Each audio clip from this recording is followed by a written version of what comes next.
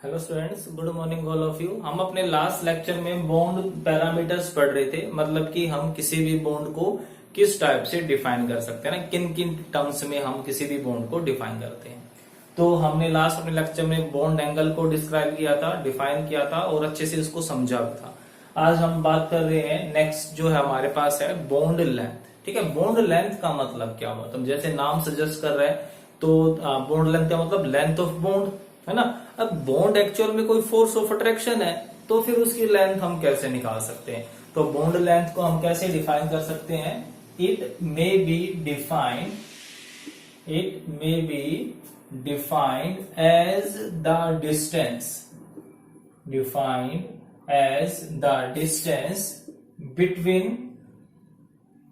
between the center of nuclei of two bonded atoms in gaseous state। ठीक है, मतलब क्या हुआ कि सेंटर ऑफ न्यूक्लियर, हमारे पास जो दो एटम होंगे, जो दो एटम आपस में बॉन्ड बना रहे हैं, उन दोनों की न्यूक्लियस टू न्यूक्लियस डिस्टेंस जो होगी वो डिस्टेंस क्या कहलाएगी, बॉन्ड लेंथ कहलाएगी। ठीक है, जैसे कि हमारे पास एक एटम ये हो गया, ये दूसरा एटम हो गया हमारे पास। ठीक है, अब ये दोनों के क्या हो गई, सेंटर हो गई, तो फ्रॉम इंटर न्यूक्लियर डिस्टेंस या distance from centre of nucleus, एक जो एटम है उसके न्यूक्लियस से दूसरे एटम के न्यूक्लियस की जो डिस्टेंस होगी वो डिस्टेंस कहलाएगी बॉन्ड लेंथ। तो हमारे पास एक्चुअल में ये जो डिस्टेंस हो गई यहां से लेकर के यहां तक की, ठीक है, ये डिस्टेंस क्या कहलाएगी, यहां पर कहलाएगी बॉन्ड लेंथ। ठीक है, जैसे कि अज्यूम करूं कि मैं इस बॉन्ड लेंथ को कैपिटल आर से रिप्रेजेंट कर रहा हूं, तो मैं बॉन्ड लेंथ को मैं ये नहीं मान सकता। अब ये जो जैसे ये एटम हो गया ए, ये एटम हो गया बी, क्लियर है। तो सेंटर ऑफ न्यूक्लियस से आउटर मोस्ट सेल की दूरी क्या कहलाती है, radius.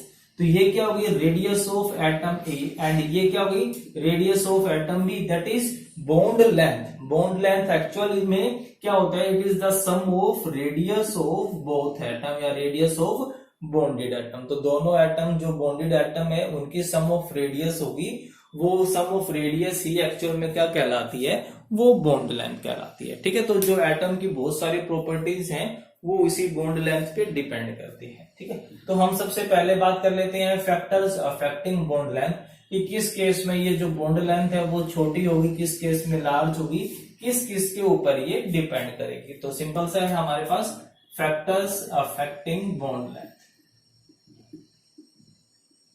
Factors affecting bond length, ठीक है। तो हमारे पास जो फैक्टर है उस फैक्टर में फर्स्ट है साइज ऑफ एटम्स, उसमें फर्स्ट है हमारे पास साइज ऑफ एटम। तो अब ये जो बॉन्ड लेंथ है साइज ऑफ एटम के ऊपर किस तरीके से डिपेंड करेगी, मतलब कि सही बात है कि भाई जब एटम का साइज बड़ा होगा तो बॉन्ड लेंथ भी बड़ी हो जाएगी, छोटी हो जाएगी, या फिर साइज के ऊपर डिपेंड नहीं करेगी। जैसे कि अगर मैं थोड़ा सा एग्जांपल ले लेता हूं, ठीक है, हमारे पास एक एटम ये हो गया, ठीक है, या फिर दोनों में क्या ले लेता हूं, दोनों स्मॉल ले लेता हूं। एक केस में दोनों स्मॉल एटम है और एक केस में दोनों के दोनों लार्ज एटम। तो क्या लगता है कि दोनों की बॉन्ड लेंथ सेम होगी। इस केस में जो बॉन्ड लेंथ होगी वो कितनी होगी, सिर्फ इतनी सी होगी, जबकि इस केस में जो बॉन्ड लेंथ होगी वो इतनी होगी। तो क्या लग रहा है कि दोनों की जो बॉन्ड लेंथ है वो बॉन्ड लेंथ सेम है यहाँ पे। तो बॉन्ड लेंथ क्या होगी, दोनों की दोनों अलग अलग होगी ना। तो इसका मतलब क्या होगा कि जो बॉन्ड लेंथ है वो किसके ऊपर डिपेंड करती है, वो डिपेंड करती है साइज ऑफ एटम्स के ऊपर। तो मैं क्या कह सकता हूं कि जो बॉन्ड लेंथ होगी, bond length is directly proportional to size of atoms. आई बात समझे, मतलब कि जैसे जैसे साइज ऑफ एटम इंक्रीज होगा, सिंपली बात है कि बॉन्ड लेंथ भी क्या हो जाएगी, वो इंक्रीज होने लग जाएगी। अगर मैं बात करूं बॉन्ड लेंथ की, जैसे कार्बन कार्बन में बॉन्ड है, सेकंड है सिलिकॉन सिलिकॉन में बॉन्ड है, ठीक है, नेक्स्ट है जर्मेनियम जर्मेनियम में बॉन्ड है, इस तरीके से। ठीक है, हमने सभी की एक ही ग्रुप के लिए कार्बन सिलिकॉन जर्मेनियम टिन और लेड सबके सब ले सकते हो, सबके सब ये 14th ग्रुप से बिलोंग करते हैं। तो अब ये कार्बन कार्बन की बॉन्ड लेंथ, सिलिकॉन सिलिकॉन की बॉन्ड लेंथ या जर्मेनियम जर्मेनियम की बॉन्ड लेंथ सबसे छोटी कौन होगी? सबसे छोटा कौन होगा? कार्बन कार्बन, क्योंकि कार्बन का साइज भी छोटा होता है। तो जो सबसे छोटी बॉन्ड लेंथ हुई वो हुई कार्बन की, उससे ज्यादा सिलिकॉन, उससे ज्यादा जर्मेनियम, अगर उससे ज्यादा क्या होता, अगर और भी होता तो टिन, और उससे ज्यादा क्या हो जाता? लेड हो जाता। मतलब कि साइज ऑफ एटम जैसे जैसे इंक्रीज होगा, जो उनकी बॉन्ड लेंथ होगी वो बॉन्ड लेंथ भी स्टार्ट्स टू इंक्रीज, वो भी बढ़नी स्टार्ट हो जाएगी। सेकंड आता है हमारे पास मल्टीप्लिसिटी ऑफ बॉन्ड या बॉन्ड मल्टीप्लिसिटी। इसका मतलब क्या हुआ? सेकंड फैक्टर है हमारे पास बॉन्ड मल्टीप्लिसिटी। मल्टीप्लिसिटी, ठीक है। बॉन्ड मल्टीप्लिसिटी या bond multiply, bond single bond हो गया, मल्टीप्लाई का मतलब डबल और ट्रिपल बॉन्ड, या ये कह सकते हो कि नंबर ऑफ बॉन्ड। तो क्या नंबर ऑफ बॉन्ड्स के ऊपर भी बॉन्ड लेंथ डिपेंड करती है? अब जो बॉन्ड है वो बॉन्ड सिंपली किस चीज को रिप्रेजेंट करता है? फोर्स ऑफ अट्रैक्शन को, है ना। अब जब फोर्स ऑफ अट्रैक्शन बढ़ेगा तो क्या होगा? वो दोनों के दोनों एटम्स एक दूसरे के नजदीक नजदीक आएंगे, और नजदीक आने से बॉन्ड लेंथ क्या हो जाएगी? डिक्रीज हो जाएगी। तो अब मुझे इस फोर्स ऑफ अट्रैक्शन को बॉन्ड्स के टर्म्स में आंसर देना है कि भाई फोर्स ऑफ अट्रैक्शन बढ़ रहा है, मतलब कि force of attraction is means यहाँ पे नंबर ऑफ बॉन्ड्स हो गया ना, या सिंपली बॉन्ड हो गया। तो फोर्स ऑफ अट्रैक्शन बढ़ेगा मतलब नंबर ऑफ बॉन्ड्स बढ़ जाएंगे, सिंगल से डबल हो गया, डबल से ट्रिपल हो गया ना, मल्टीप्लाई हो रहे हैं वो। तो क्या हो जाएगा? तो जैसे जैसे नंबर ऑफ बॉन्ड्स बढ़ेंगे या बॉन्ड मल्टीप्लिसिटी इंक्रीज होगी, वैसे वैसे क्या हो जाएगी? बॉन्ड लेंथ डिक्रीज हो जाएगी। तो मैं कह सकता हूं ना कि जो बॉन्ड लेंथ होगी, bond length is inversely proportional होगी किसके? बॉन्ड मल्टीप्लिसिटी या फिर नंबर ऑफ बॉन्ड्स के, बॉन्ड मल्टीप्लिसिटी, ठीक है, नंबर ऑफ बॉन्ड्स कह सकते हो। तो जैसे जैसे नंबर ऑफ बॉन्ड्स इंक्रीज होंगे, बॉन्ड लेंथ क्या हो जाएगी? स्टार्ट्स टू डिक्रीज, वो डिक्रीज होना स्टार्ट हो जाएगी, ठीक है। रीजन समझ में आ गया ना, क्योंकि जो बॉन्ड्स होते हैं वो बॉन्ड एक्चुअल में किस चीज को रिप्रेजेंट करते हैं? वो रिप्रेजेंट करते हैं फोर्स ऑफ अट्रैक्शन को। तो बॉन्ड्स बढ़ने का मतलब क्या हो गया? कि वहां पर फोर्स ऑफ अट्रैक्शन भी इंक्रीज हो रहा है। तो जैसे कार्बन कार्बन है, ठीक है, दूसरे कार्बन कार्बन में डबल बॉन्ड है, और थर्ड वन है जिसमें कार्बन कार्बन में ट्रिपल बॉन्ड है। तो क्या लग रहा है कि सबसे ज्यादा बॉन्ड लेंथ किसकी होगी? जिसमें फोर्स ऑफ अट्रैक्शन सबसे कम होगा, दैट इज सिंगल बॉन्डेड में। फिर इसके बाद डबल बॉन्डेड, और लास्ट में जो सबसे छोटा होगा वो कौन हो जाएगा? ट्रिपल बॉन्डेड कार्बन हो जाएगा। क्लियर है? तो ये हो गया हमारे पास बॉन्ड लेंथ। नेक्स्ट आता है नंबर थर्ड है हमारे पास बॉन्ड एंथैल्पी, ठीक है, नेक्स्ट पैरामीटर है ये। तो बॉन्ड लेंथ खत्म हो गया, नेक्स्ट पैरामीटर है हमारे पास बॉन्ड एंथैल्पी। अब बॉन्ड एंथैल्पी को कैसे डिफाइन कर सकते हैं? अब अगर मैं सिंपल बात में कहूं, बॉन्ड एंथैल्पी का मतलब क्या होता है जनरल लैंग्वेज में? तो क्या होता है कि भाई जब दो एटम्स आपस में जुड़ते हैं, जब बॉन्ड बनता है, तब कितनी एनर्जी प्रोड्यूस हुई, उसको हम क्या बोल देते हैं? बॉन्ड एंथैल्पी बोलते हैं। बट सिंपल में अगर मुझे चेक करना हो कि जो बॉन्ड है मुझे उसको वो कितना स्ट्रॉन्ग है, ठीक है, वो हम उसको किसके टर्म्स में मेजर करते हैं? बॉन्ड एंथैल्पी में।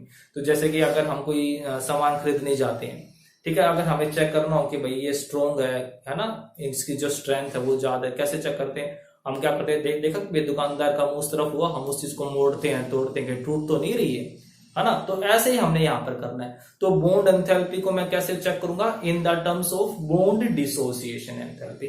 हम उस बॉन्ड को तोड़ करके देखेंगे कि उसको तोड़ने में कितनी एनर्जी यूज हुई। एक्चुअल में कहेंगे तो सही उसको क्या? Bond dissociation enthalpy. बट जो मैग्नीट्यूड होगा वो बॉन्ड एंथैल्पी और बॉन्ड डिसोसिएशन एंथैल्पी का क्या होगा? बिल्कुल सेम ही होगा, ठीक है। क्योंकि सिंपल सी बात है कि अगर मैं ये लिखता हूं कि x प्लस वाई, ये इन्होंने क्या बनाया? आपस में बॉन्ड बना लिया और एक्स वाई बन गया। तो जब बॉन्ड बनाया तब उसने एनर्जी को रिलीज किया, तो वो एनर्जी क्या कहलाई? Bond enthalpy. यही हो ना, when a number of bonds या one mole of bonds of particular type is formed, then the energy which is produce is called bond enthalpy. जब बॉन्ड्स आपस में जुड़े, ठीक है, सॉरी, जब बॉन्ड्स आपस में बने एटम्स के कंबाइन होने से, तो जो एनर्जी प्रोड्यूस हुई वो कहलाई बॉन्ड एंथैल्पी। अब इसका उल्टा कर दो इस रिएक्शन में, बिल्कुल सेम, मतलब कि X Y plus energy is form X plus Y. मतलब कि जब एक्स वाई जो बॉन्ड बन चुका था, अगर मैं जितनी एनर्जी प्रोड्यूस हुई अगर मैं उसको उतनी एनर्जी दूंगा तो क्या होगा? वो बॉन्ड टूट जाएगा, दोनों अलग अलग हो गए। तो नाम तो इसका बॉन्ड एंथैल्पी हुआ, इसका बॉन्ड डिसोसिएशन एंथैल्पी हुआ, क्योंकि इसने बॉन्ड्स को तोड़ा। ठीक है, नाम तो अलग अलग है बट वैल्यू दोनों की क्या हो गई? यहाँ पर सेम हो गए। तो कहता है कि नहीं हम बॉन्ड एंथैल्पी को बॉन्ड डिसोसिएशन एंथैल्पी में भी पढ़ सकते हैं, उसमें कोई डिफरेंस नहीं होगा। ठीक है, तो अभी सोचो कि भाई ये तो चीज अलग ही होगी, तो सेम चीज ही होगी। तो बॉन्ड एंथैल्पी को मैं कैसे समझा सकता हूं मैं, इट मे बी, तो मैं इसको किस टर्म्स में समझा रहा हूं, बॉन्ड डिसोसिएशन एंथैल्पी में। It may be defined as the energy required to break 1 mole of bonds of particular type। ठीक है, amount of energy required to break 1 mole of bond of particular type into its atom called bond enthalpy।